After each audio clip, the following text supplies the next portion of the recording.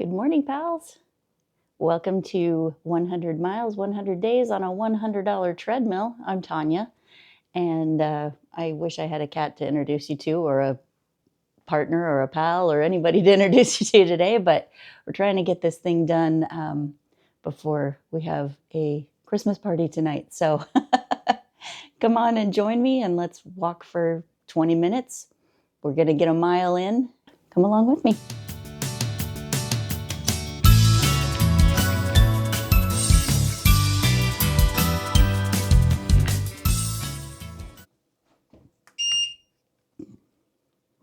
Okay, and as always, here comes the countdown.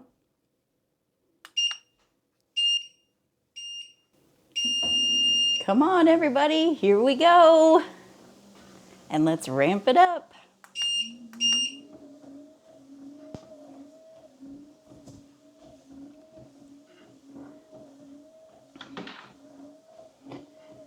Welcome back.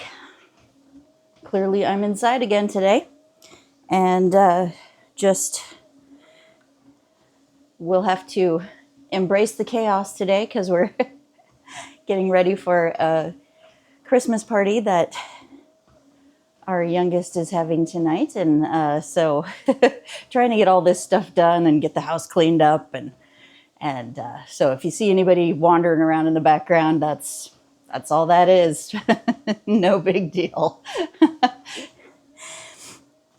Because my setup is right here in the big old middle of the living room. So I got to get this done and out of the way. So thanks everybody for coming along on our little trip that we took up to Washington and our walks that we took there. Getting to meet my partner in crime while we filmed together. It definitely made my mile go a lot faster to have my pal Chris along with me. Because walking with somebody else is always a lot more fun, isn't it? I actually feel like when I'm doing these videos that I am walking along with you because I have someone to talk to, and it does make my mile go a lot faster. So I hope it makes your mile go a little bit faster too. We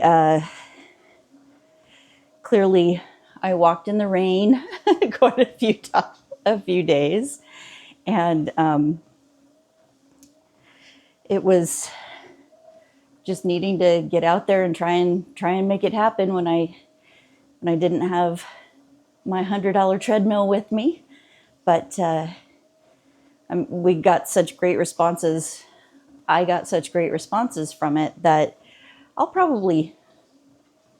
it's for sure, I'll add some more kind of cool places to go and take walks. There's lots of beautiful stuff here in Oregon that I can take you on a walk with me to doing. It's just not necessarily going to be an everyday thing because that's not what this is about. It's about doing it on a $100 treadmill. So we also went to the Daiso store in Lacey, Washington, which is just the next little town over from Olympia, kind of like the way that Salem Kaiser is. We're kind of lumped in as one town when we're two separate ones, and Olympia and Lacey are kind of that way too. So that's an interesting thing to note about Oregon's capital and Washington's capital. So anyway, we went into the store and I was transported. It was so fantastic. I loved every minute of it. I think we spent an hour in there and I could have spent another hour easily. There's so much stuff to look at. And so what it is a Japanese home store, as you saw, or maybe as you're going to see on this video. I don't know which one of those it is yet because I haven't edited either one of these. And so about 2 decades ago, I spent I spent 2 summers in Japan, living in Japan, working for a place called Adventure World in Shirahama, and it that's in the Wakayama Prefecture, and it's like a sea world. So I was hired by some friends of mine. I used to, geez, how do I start this? I I started volunteering at a wildlife rehabilitation center many years ago when I lived down in Southern Oregon, and I volunteered at this place for about 6 years and learned how to do all kinds of things. I learned how to care for and rehabilitate all kinds of different wild animals. My specialty ended up being kind of like in birds, and so I was the one who always had a house full. Like, I would bring home all the baby birds with me because they needed to be fed around the clock, and so I would have all these baby birds in my house, and I learned really quickly how to have them in nest boxes, rotate them out to a learning cage, rotate them out to an outside aviary, and then rotate them into an aviary where they could leave and come back for shelter if they needed it. And because some birds, it just takes them a lot longer to, there's a process. It's not like you just raise a baby bird and you go, here, fly, be free, you'll know what you're supposed to do. They don't. So, especially when you get into things like corvids, which were really my love. And that's the crows and the jays, and they're so smart. And to learn how to take them from a baby, not have them imprint on you, and get them to where they're able to fly out and be on their own and join a colony takes a lot of work, because your crows have to be introduced to the local colony or they may never get accepted into a society. So that's a fun thing. Anyway, where was I going with this? So because of that, I met some people who used to set up penguin habitats for SeaWorld or SeaWorlds all around the world. And they helped this facility in Japan called Adventure World set up a penguin habitat. And the owners of the facility in Japan had come to the States a couple of times, and there was a summer that they wanted to do a show during their summer season with a girl who looked very American who could handle birds of prey. So I just happened to be that girl. So because I had both of those things going for me. They liked the blonde hair, blue eyes, and the fact, I mean, that was, the blonde hair and blue eyes was a bonus to the fact that I knew how to handle birds of prey. So so I got to go live in Japan for 2 different summers and do a show there, and with showing off my hawks and my owls, and they had a couple of eagles there that were a little too big for me to handle, but just because I didn't have not because I couldn't handle the bird, but because I didn't have the strength to hold up a 12-pound bird for 20 minutes through a show. The man who did that even had to sit down in the back with his hand on a stand for a while. But anyway, so that's why I lived in Japan, and I So I used to go shopping at these 100 yen stores, which were like our dollar stores, only on Japanese steroids. Like anything you could think of, you're going to find at these Daiso stores. And they call it the big pink store because it is inside, it's white and it's like super clean and super bright, and then everything is accented with pink. And the way they advertise it in Japan is it's the big pink store. Every single time you're going to find something that you just go, huh, I didn't even know I needed that thing. But before we go much farther, what are we going to do? Pals, we're going to hydrate.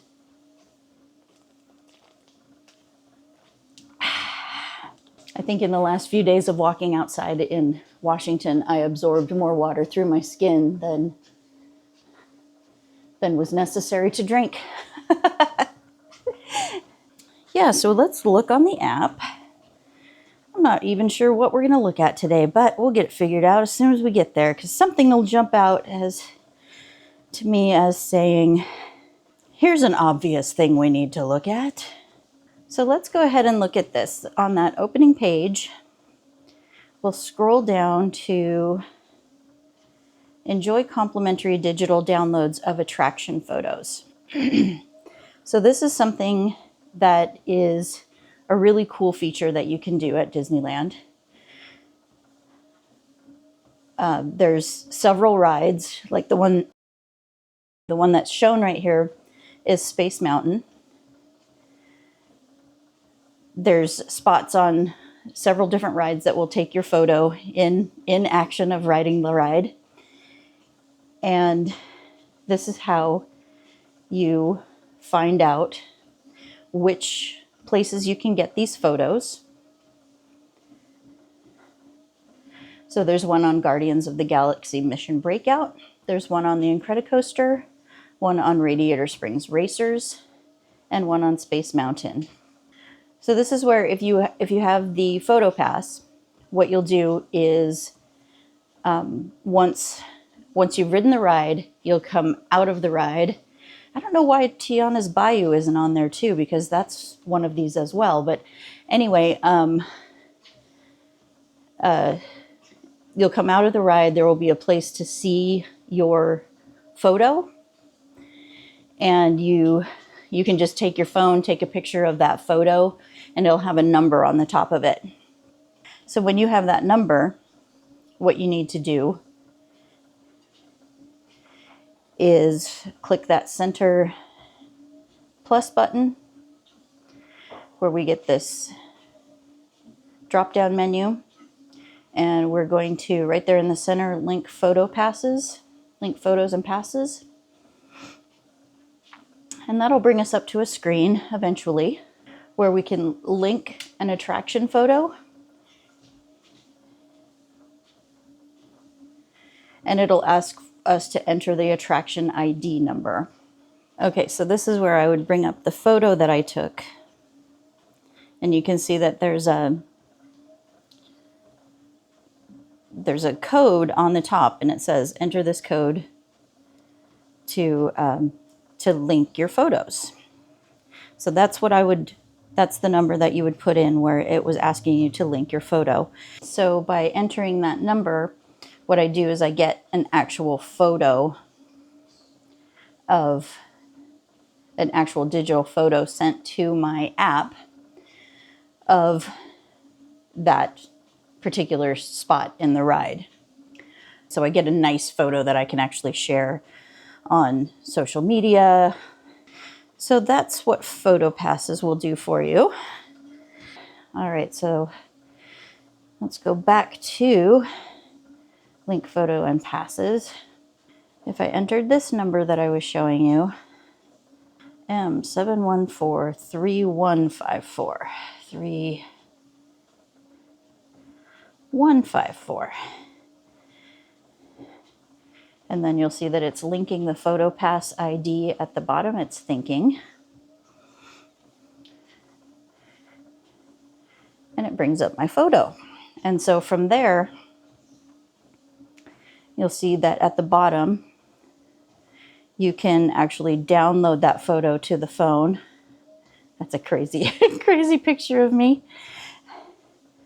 So you can download it as a medium-sized file, which is easier to share, or a large file. And you could actually download both if you want to. I usually download the higher quality. Download complete. And what that'll do is it'll send it to your, it'll send it to the gallery on your phone. So wherever it is that you keep your downloaded photos, it will automatically send it to that folder on your phone, so that it exists outside, somewhat outside of the Disneyland app. What you'll need to do is once you have them downloaded onto your phone, they're still actually linked to the Disney server. So what'll happen after 45 days is those pictures will be deleted from your PhotoPass and from your app, your PhotoPass on your app. It'll also be, because the link is now gone, the downloaded link that you have in your gallery will be gone as well. So you want to make sure that you, once you have them downloaded, that you also offload them into another program. Like if you come home and load them into a file onto your, copy them into a file on your computer, so that you have a something that is not linked directly to those photos that they're going to get rid of on your app. So again, these are things that, ask me how I know. Has it happened to me? Yeah, it's happened to me. I just had to, not too very long ago, I had to call my bestie and say, can you send me all those photos that we got from PhotoPasses when we went a year ago? Because mine no longer exist. Part of that was because I dropped my phone and it broke, and I don't have those items downloaded anymore. Another thing I do is just kind of go through and screenshot every photo that I have. But that can get a little tedious if you, again, are like me and you want to get a professional photo at every photo person that you see taking pictures. So let's ramp this up and do a little quick time and get through our workout for the day.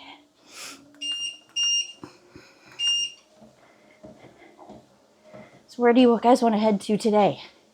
Let's head over to Radiator Springs, and since now we know how to use that PhotoPass, we're gonna go ahead and get over to that ride and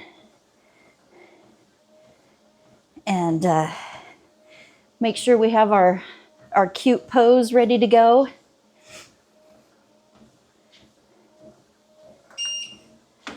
One of the fun things about continuing to go back to Disneyland is you get very familiar with where and when the photos actually happen. And so you'll see that Chris and I, in a lot of photos, this last time, I'll give you a little montage of them here, we kept trying to make a hand heart with each other in the photos, and we missed almost every time. And so they're pretty funny. We have like circles and things that just we're barely touching each other's hands. We got one where on Guardians of the Galaxy where we knew we had plenty of time to actually look and set it up and get it going. But Radiator Springs is, the photo happens on the very last hill where you go under the bridge when you're out on the racetrack. The Guardians of the Galaxy happens at the very top. They open the doors and you can see out over the parks, and that's when the photo happens up above you. So if you kind of look up, you get a nice photo. And let's see, Tiana's Bayou happens at the very last drop. Space Mountain's a little bit tougher because you really have to know the track and you have to know where you're at in space. And it's the very last tunnel and everything's flashing already. So you don't, if you're not prepared for it, you don't see where the photo's actually being taken. And then on Incredicoaster, it's one of your last dips down and around this way. And I I know where they are so well that I am always the person that is, when you're next to me on the Incredicoaster, I get posed. I say, photo, photo, photo. So everybody else who is within remote earshot, which is usually only the person sitting right next to me, knows that it's time to pose. I know I've had friends who are like, how do you get such great photos when you're on the rides? Well, it's, again, just like everything else, it's just practice. All right, so we've gotten to Radiator Springs Racers. And you know what? We're getting in the single rider line because that's the best way to do this ride.